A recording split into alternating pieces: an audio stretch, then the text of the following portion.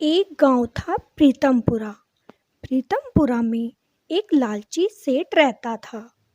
वह सेठ लोगों को ब्याज पर पैसे देता और बाद में जब वो पैसे ना लौटा पाते तो उन पर ब्याज दुगना कर देता।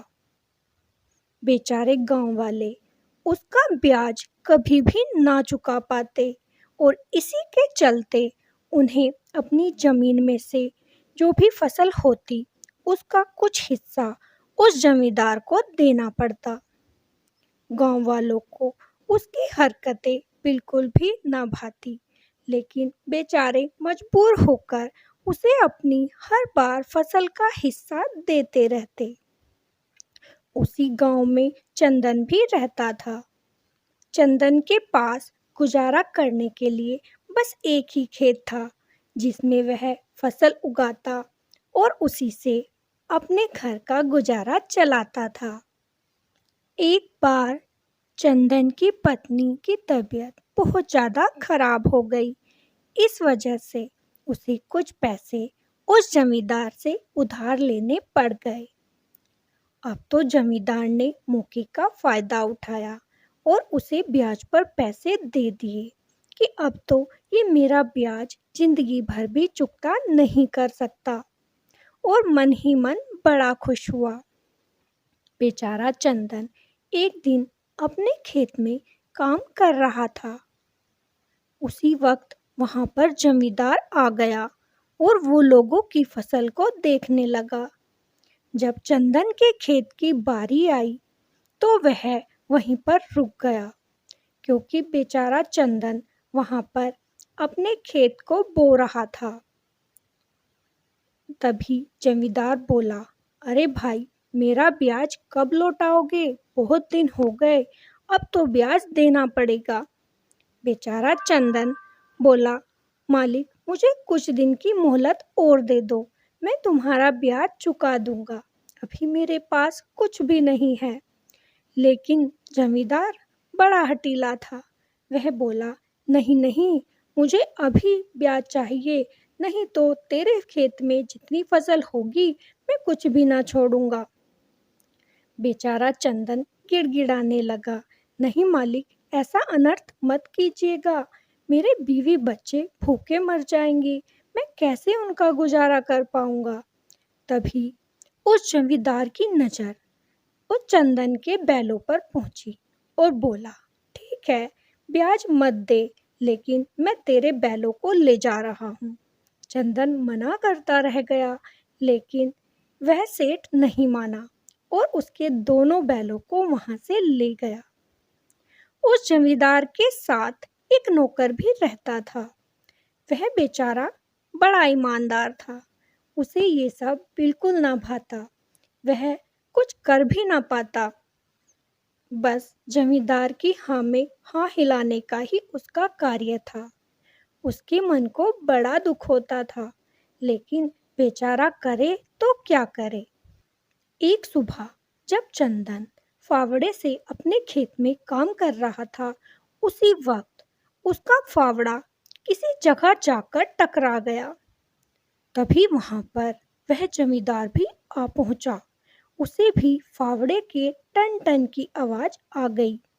वह उत्सुकता से बोला, अरे यहाँ क्या है, जरा खोदो तो।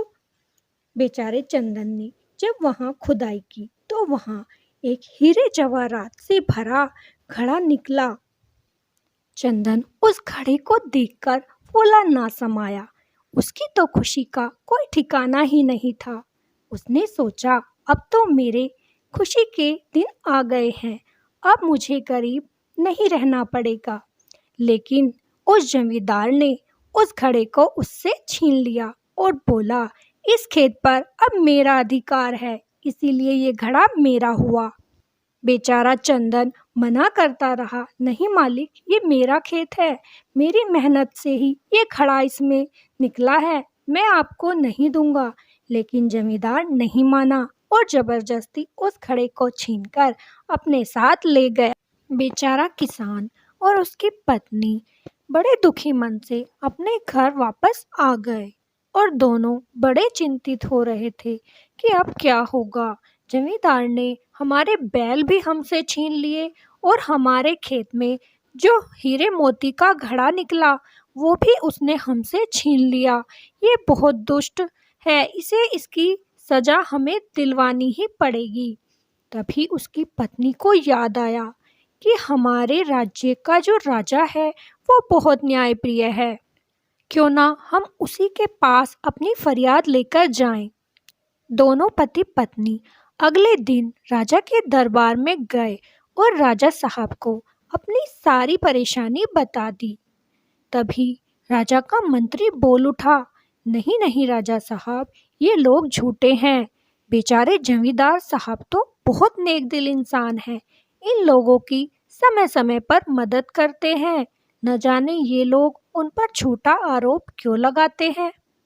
राजा साहब बोले, मंत्री, जब तुम्हें कुछ पता नहीं है तो तुम चुप बैठो और इन लोगों की बात को पूरा होने दो।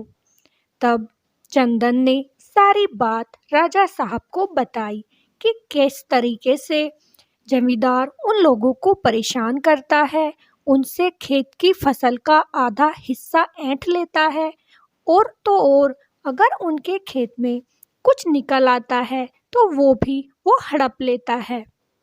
मेरे खेत में एक सोने चांदी से भरा एक मटका निकला, उसे भी वह जमींदार हड़प कर ले गया। मालिक, हमारा न्याय करो, उस जमींदार को सजा दो। राजा ने तुरंत ही सैनिकों द्वारा उस जमींदार को बुलवाया। जब जमींदार राजमहल में आ गया तो राजा ने उससे पूछा, क्यों भाई जमींदार, तुम पर चंदन ये आरोप क्यों लगाता है। तब जमींदार बिना पूछे ही बोल उठा, नहीं नहीं मालिक, मैंने कोई घड़ा नहीं चुराया, मैंने तो घड़ा देखा भी नहीं। इस पर राजा साहब को उस जमींदार पर शक होने लगा और बोले, अच्छा, हमने तो घड़े की बात अभी तक शुरू भी नहीं की और तुम्हें कैसे पता चल गया कि हम घड़े की बात करने वाले हैं। जमींदार अब सहम चुका था क्योंकि उसकी चोरी पकड़ी जा चुकी थी, लेकिन फिर भी उसने बात को घुमाते हुए कहा कि मैंने रास्ते में ये बात सुनी थी, इस वजह से मुझे लगा कि मुझे आपने इसी कारण से यहाँ बुलाया होगा। राजा साहब, मैंने इसी वजह से घड़े वाली बात बोल दी। ये लोग झूठ बोलते हैं, मैंने कोई घड़ा नहीं चुराया। तभी जमींदार के साथ रहने वाला नौकर एक बड़ा सा बोरा लेकर राजमहल में आया। उसे देखकर जमींदार के होश पाक्ता हो गए। उसे लगा अब तो तेरी चोरी पकड़ी ही जाएगी। तब वह जमींदार का नौकर बोला, राजा साहब, मैं आपको एक सच्चाई बताना चाहता हूँ कि आपके महल से जो घड़े चोरी हुए थे और जो चंदन के खेत से घड़ा निकला था वो सब इस बोरे में रखे हैं। ये सब जमींदार ने ही चुराए थे और अपने घर में रखे हुए थे। तब राजा बोले, लेकिन तुम तो इसके नौकर हो, फिर इसकी तरफ से क्यों नहीं बोले। तब वह नौकर बोला, मालिक, इसने मेरे साथ भी बहुत बुरा किया है। एक बार मेरी पत्नी बहुत बीमार थी, मैंने इससे कुछ पैसे उधार मांगे, लेकिन इसने मुझे लात मारकर घर से भगा दिया। तभी से मैं इसका भांडा फोड़ना चाहता था, लेकिन कोई अवसर ना मिलने के कारण मैं विवश था। आज मुझे वो अवसर मिल चुका है और इस लालची इंसान को आपको सजा जरूर देनी चाहिए। तब राजा साहब ने उसे बंदी गृह में डलवाने का आदेश दे दिया। लेकिन जमींदार चिल्ला उठा, मालिक, मैं इसमें अकेला भागीदार नहीं हूँ, मेरे साथ साथ आपके इस गद्दार मंत्री ने भी मेरा उतना ही साथ दिया है जितना कि मैंने इसका दिया है। अब तो राजा साहब ने उस मंत्री को भी कारागार में डलवा दिया और चंदन की पत्नी को बहुत सारा इनाम दिया और उन्हें अपने राजमहल में नौकरी पर भी रख लिया। तो आपको ये कहानी कैसी लगी कमेंट में ज़रूर बताइएगा। फिर मिलेंगे। राधे राधे, जय श्री कृष्णा।